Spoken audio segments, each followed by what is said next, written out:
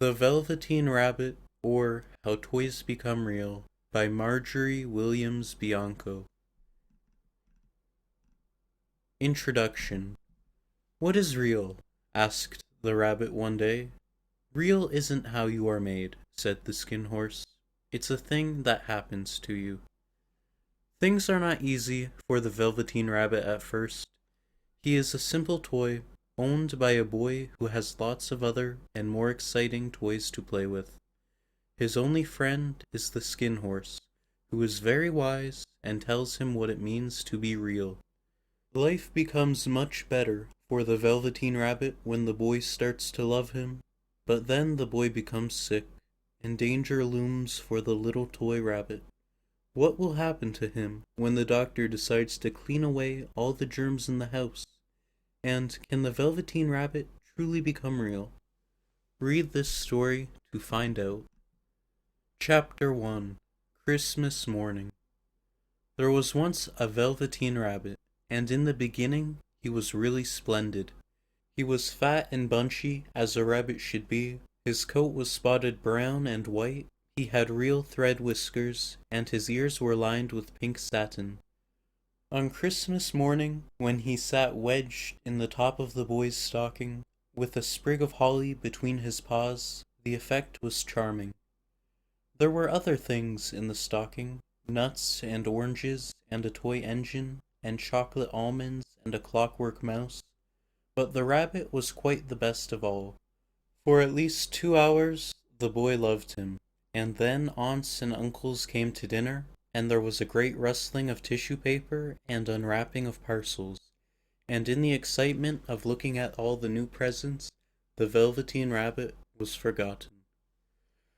For a long time he lived in the toy cupboard or on the nursery floor, and no one thought very much about him. He was naturally shy, and being only made of velveteen, some of the more expensive toys quite snubbed him. The mechanical toys were very superior, and looked down upon everyone else. They were full of modern ideas, and pretended they were real. The model boat, who had lived through 2 seasons and lost most of his paint, caught the tone from them, and never missed an opportunity of referring to his rigging in technical terms. The rabbit could not claim to be a model of anything, for he didn't know that real rabbits existed. He thought they were all stuffed with sawdust like himself, and he understood that sawdust was quite out of date and should never be mentioned in modern circles. Even Timothy, the jointed wooden lion, who was made by the disabled soldiers and should have had broader views, put on airs and pretended he was connected with government. Between them all, the poor little rabbit was made to feel himself very insignificant and commonplace, and the only person who was kind to him at all was the Skin Horse. The Skin Horse had lived longer in the nursery than any of the others. He was so old that his brown coat was bald in patches and showed the seams underneath, and most of the hairs in his tail had been pulled out to string bead necklaces. He was wise, for he had seen a long succession of mechanical toys arrive to boast and swagger, and by break their mainsprings and pass away, and he knew that they were only toys, and would never turn into anything else. For nursery magic is very strange and wonderful, and only those playthings that are old and wise and experienced like the Skin Horse understand all about it.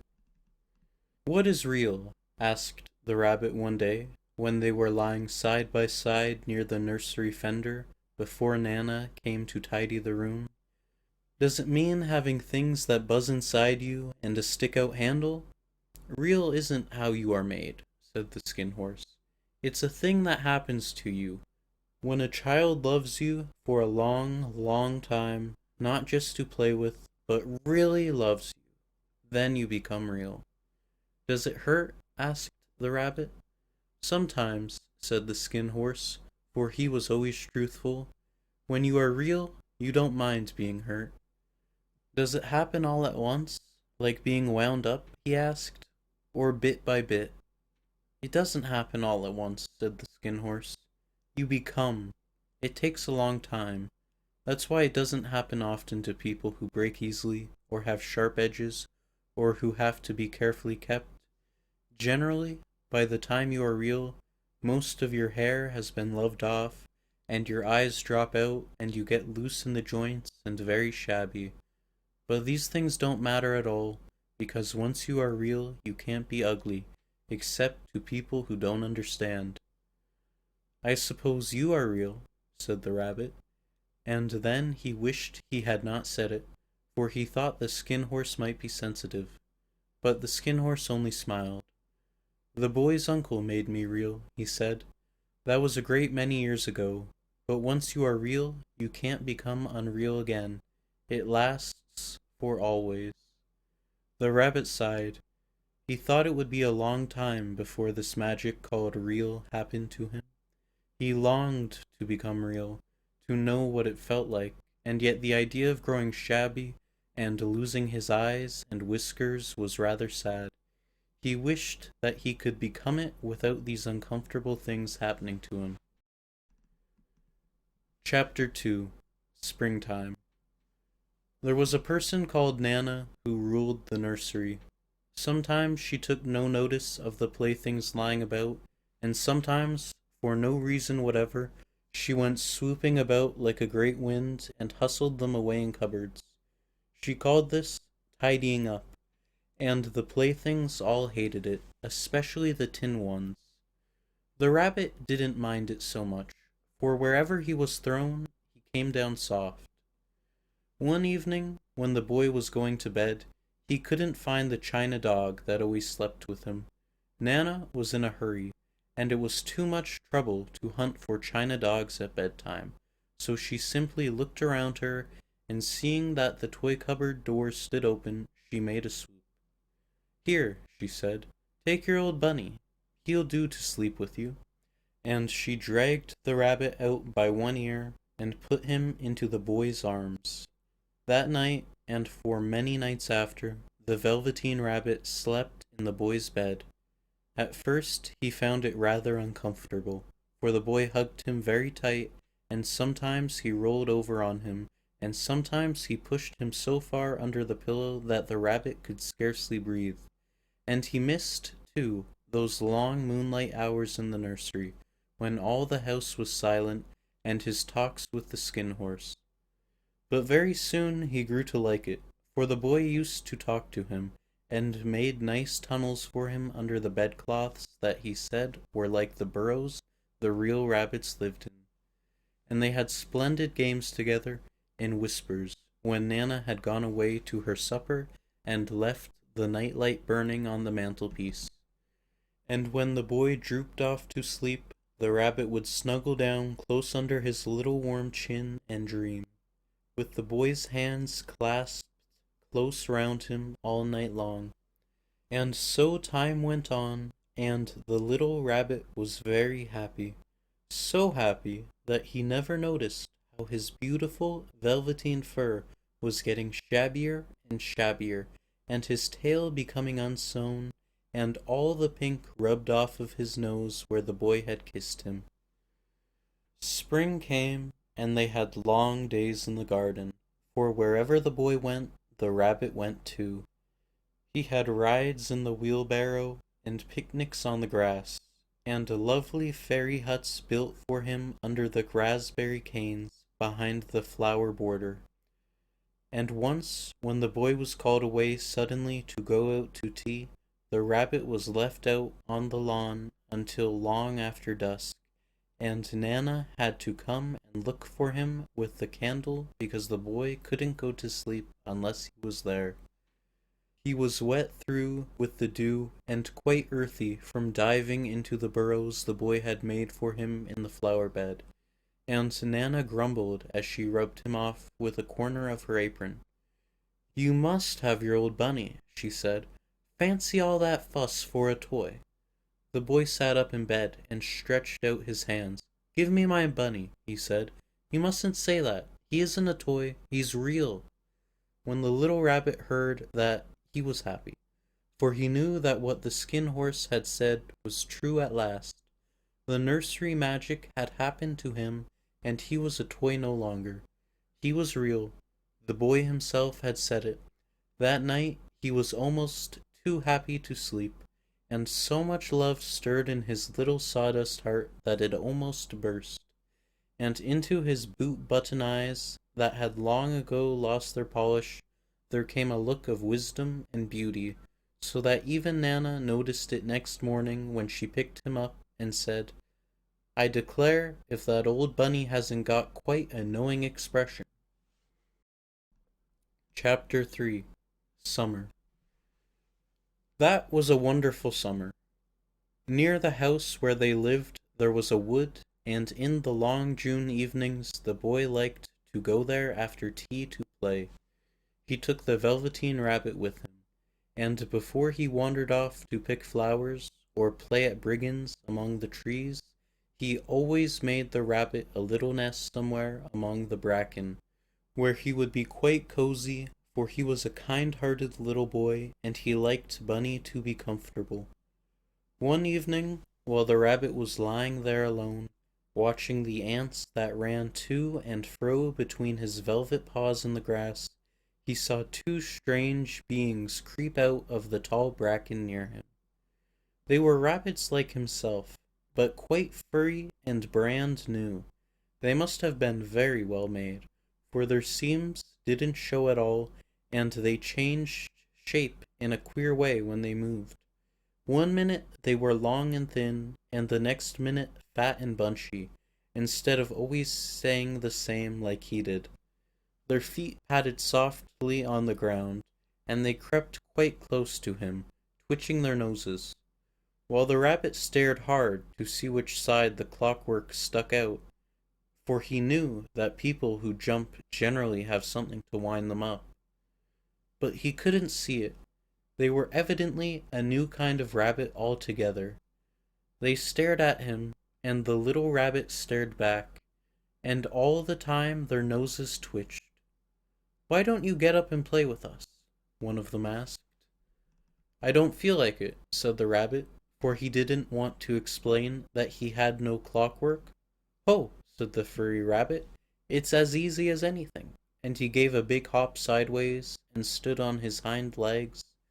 "I don't believe you can," he said. "I can," said the little rabbit. "I can jump higher than anything." He meant when the boy threw him, but of course he didn't want to say so. "Can you hop on your hind legs?" asked the furry rabbit. That was a dreadful question, for the Velveteen Rabbit had no hind legs at all. The back of him was made all in one piece, like a pincushion. He sat still in the bracken and hoped that the other rabbits wouldn't notice. "I don't want to," he said again, "but the wild rabbits have very sharp eyes," and this one stretched out his neck and looked. "He hasn't got any hind legs," he called out. "Fancy a rabbit without any hind legs," and he began to laugh. "I have," cried the little rabbit. "I have got hind legs, I am sitting on them." "Then stretch them out and show me, like this," said the wild rabbit, and he began to whirl round and dance, till the little rabbit got quite dizzy. "I don't like dancing," he said. "I'd rather sit still." But all the while he was longing to dance, for a funny new tickly feeling ran through him, and he felt he would give anything in the world to be able to jump around like these rabbits did. The strange rabbit stopped dancing and came quite close. He came so close this time that his long whiskers brushed the Velveteen Rabbit's ear, and then he wrinkled his nose suddenly and flattened his ears and jumped back. "He don't smell right," he exclaimed. "He isn't a rabbit at all. He isn't real." "I am real," said the little rabbit. "I am real. The boy said so," and he nearly began to cry. Just then there was a sound of footsteps, and the boy ran past near them, and with a stamp of feet and a flash of white tails, the two strange rabbits disappeared. "Come back and play with me," called the little rabbit. "Oh, do come back. I know I am real." But there was no answer. Only the little ants ran to and fro, and the bracken swayed gently where the two strangers had passed. The Velveteen Rabbit was all alone. "Oh dear," he thought, "why did they run away like that? Why couldn't they stop and talk to me? For a long time he lay very still, watching the bracken, and hoping that they would come back. But they never returned, and presently the sun sank lower, and the little white moths fluttered out, and the boy came and carried him home. Chapter 4. The Boy Falls Ill. Weeks passed, and the little rabbit grew very old and shabby, but the boy loved him just as much. He loved him so hard that he loved all his whiskers off, and the pink lining to his ears turned gray, and his brown spots faded. He even began to lose his shape, and he scarcely looked like a rabbit any more, except to the boy. To him he was always beautiful, and that was all that the little rabbit cared about. He didn't mind how he looked to other people, because the nursery magic had made him real, and when you are real, shabbiness doesn't matter. And then, one day, the boy was ill. His face grew very flushed, and he talked in his sleep, and his little body was so hot that it burned the rabbit when he held him close. Strange people came and went into the nursery, and a light burned all night, and through it all the little Velveteen Rabbit lay there, hidden from sight under the bedclothes, and he never stirred, for he was afraid that if they found him, someone might take him away, and he knew that the boy needed him. It was a long, weary time, for the boy was too ill to play, and the little rabbit found it rather dull with nothing to do all day long. But he snuggled down patiently, and looked forward to the time when the boy should be well again, and they would go out in the garden amongst the flowers and the butterflies, and play splendid games in the raspberry thicket like they used to. All sorts of delightful things he planned, and while the boy lay half asleep, he crept up close to the pillow and whispered them in his ear. And presently the fever turned, and the boy got better. He was able to sit up in bed and look at picture books, while the little rabbit cuddled close at his side.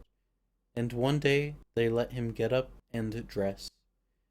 It was a bright, sunny morning, and the windows stood wide open. They had carried the boy out onto the balcony, wrapped in a shawl, and the little rabbit lay tangled up among the bedclothes, thinking. The boy was going to the seaside tomorrow. Everything was arranged, and now it only remained to carry out the doctor's orders. They talked about it all, while the little rabbit lay under the bedclothes, with just his head peeping out, and listened. The room was to be disinfected, and all the books and toys that the boy had played with in bed must be burnt. Hurrah! Thought the little rabbit. Tomorrow we shall go to the seaside. For the boy had often talked of the seaside, and he wanted very much to see the big waves coming in, and the tiny crabs, and the sand castles. Just then Nana caught sight of him. How about his old bunny? She asked. That? Said the doctor. Why, it's a mass of scarlet fever. Germs. Burn it at once. What? Nonsense. Get him a new one. He mustn't have that any more. Chapter 5. Anxious Times. And so the little rabbit was put into a sack with the old picture books and a lot of rubbish, and carried out to the end of the garden behind the fallow house. That was a fine place to make a bonfire, only the gardener was too busy just then to attend to it. He had the potatoes to dig and the green peas to gather, but next morning he promised to come quite early and burn the whole lot. That night the boy slept in a different bedroom, and he had a new bunny to sleep with him. It was a splendid bunny, all white plush, with real glass eyes, but the boy was too excited to care very much about it, for tomorrow he was going to the seaside, and that in itself was such a wonderful thing that he could think of nothing else. And while the boy was asleep, dreaming of the seaside, The little rabbit lay among the old picture books in the corner behind the fallow house, and he felt very lonely. The sack had been left untied, and so by wriggling a bit he was able to get his head through the opening and look out. He was shivering a little, for he had always been used to sleeping in a proper bed, and by this time his coat had worn so thin and threadbare from hugging that it was no longer any protection to him. Nearby he could see the thicket of raspberry canes, growing tall and close, like a tropical jungle, in whose shadow he had played with the boy on bygone mornings. He thought of those long sunlit hours in the garden, how happy they were, and a great sadness came over him. He seemed to see them all pass before him, each more beautiful than the others. The fairy huts in the flower bed, the quiet evenings in the wood when he lay in the bracken and the little ants ran over his paws, and the wonderful day when he first knew that he was real. He thought of the skin horse, so wise and gentle, and all that he had told him. Of what use was it to be loved and lose one's beauty and become real if it all ended like this? And a tear, a real tear, trickled down his little shabby velvet nose and fell to the ground. And then a strange thing happened, for where the tear had fallen, a flower grew out of the ground, a mysterious flower, not at all like any that grew in the garden.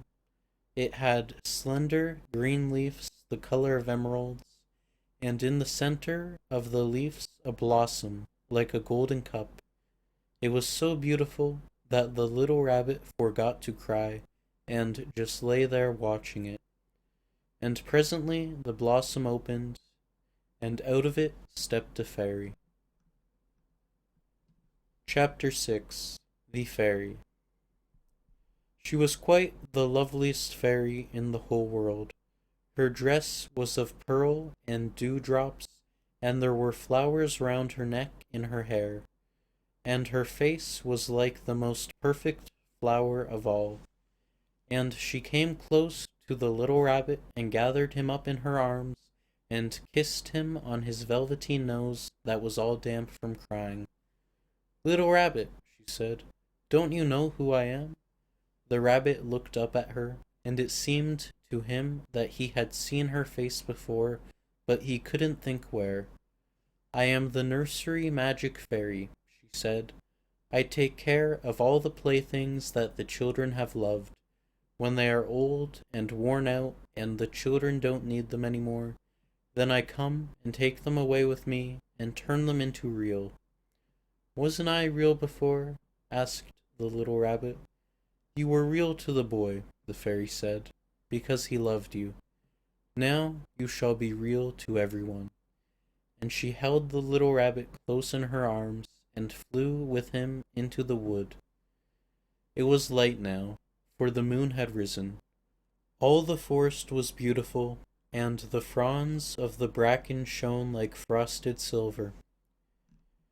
In the open glade, between the tree trunks, the wild rabbits danced with their shadows on the velvet grass, but when they saw the fairy, they all stopped dancing and stood round in a ring to stare at her. "I've brought you a new playfellow," the fairy said. "You must be very kind to him and teach him all he needs to know in Rabbit Land, for he is going to live with you for ever and ever." And she kissed the little rabbit again and put him down on the grass. "Run and play, little rabbit," she said. But the rabbit sat quite still for a moment and never moved, for when he saw all the wild rabbits dancing around him, he suddenly remembered about his hind legs, and he didn't want them to see that he was made all in one piece. He did not know that when the fairy kissed him that last time, she had changed him altogether, and he might have sat there a long time, too shy to move, if just then something hadn't tickled his nose, and before he thought what he was doing, he lifted his hind toe to scratch it, and he found that he actually had hind legs, Instead of dingy velveteen, he had brown fur, soft and shiny, his ears twitched by themselves, and his whiskers were so long that they brushed the grass.